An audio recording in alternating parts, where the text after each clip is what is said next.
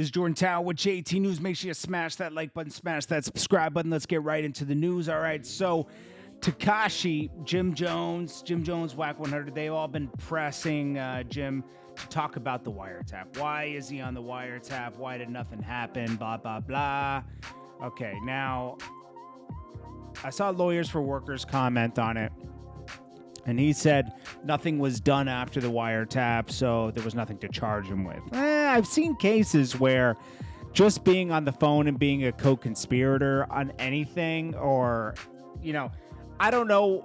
I'm sure that's one way to look at it, but also I don't think Lawyer for Workers is going to go. Yeah, first of all, he talks about most cases that are relevant with hip-hop because it brings him more business, which is fine, you know, and he offers good perspectives on cases. But, you know, there's a lot of ways to look at this. I've seen cases where, like, look at YF and Lucci. He's arrested for RICO.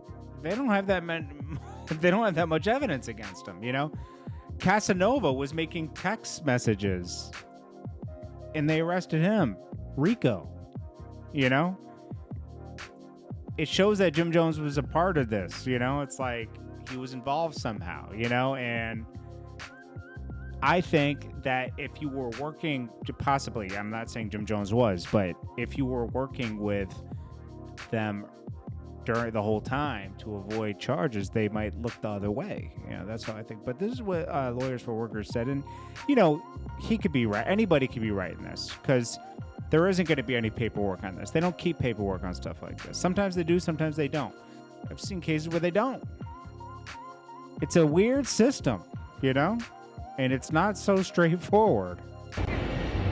So Tekashi 6ix9ine is on like a toxic 2021 tour. I don't want to breathe life into it, but let's clear some of the cap. He's out here saying that Jim Jones should have been arrested. He put a hit out on me, and the only reason this guy didn't catch a conspiracy charge is because he's a cooperating witness for the federal government. Listen, here's one thing you absolutely know. When it came to handing out charges in the 9 Trey case, the federal government was like Jadakiss at a versus battle. Everybody could get it, okay? The fact that Jim Jones was not charged tells you that they didn't have the evidence to charge him.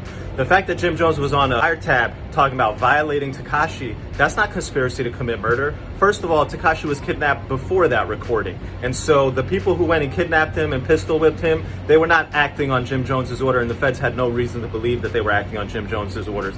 Jim Jones's orders, talking about violating and super violating, did not lead to anything. Tekashi was never assaulted, beaten, or anything after that. And what does violate or super violating mean? It doesn't mean to murder someone. As far as I know, I've looked it up in the dictionary. It absolutely does not mean that. And so if you're the feds and you hear that, you don't have the basis to charge someone, let alone to put them in a conspiracy charge and make your whole case look weak.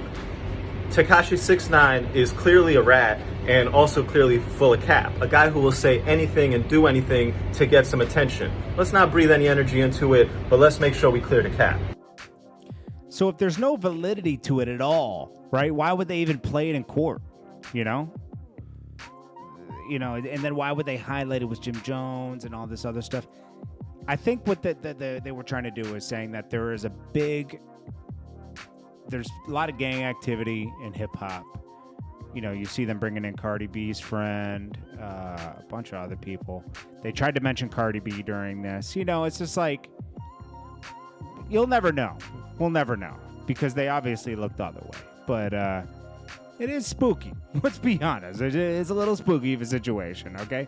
And we don't know if somebody was paid, you know, certain people are being paid to say certain things to, you know, make people look the other way. Because think about it.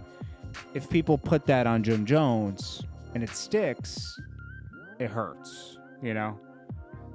If I were him, I would do anything I could to make people look the other way. But we don't know.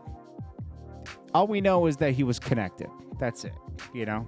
I mean, the proof is in the pudding. He was on the wiretap. But why why nothing happened or why he wasn't brought in with all his friends, which I'm not wishing. I'm just saying there was a wiretap that was played in court. It's like, it's not like, oh, he was friends with them and you're just saying, you know, pointing the finger. It was actually in the case, you know, it just wasn't charged, you know, so then it makes you think like, why? Well, why do other people get charged with things that were just associated with stuff, you know, that didn't really do anything, you know? Like Casanova, they don't have any proof that he really did anything, right?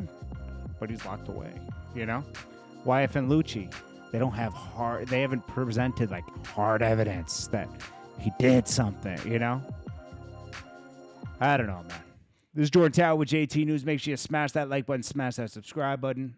I'll check you guys in the next one. I appreciate you guys so much. And again, you know, it's just a spooky situation. That's it. Peace.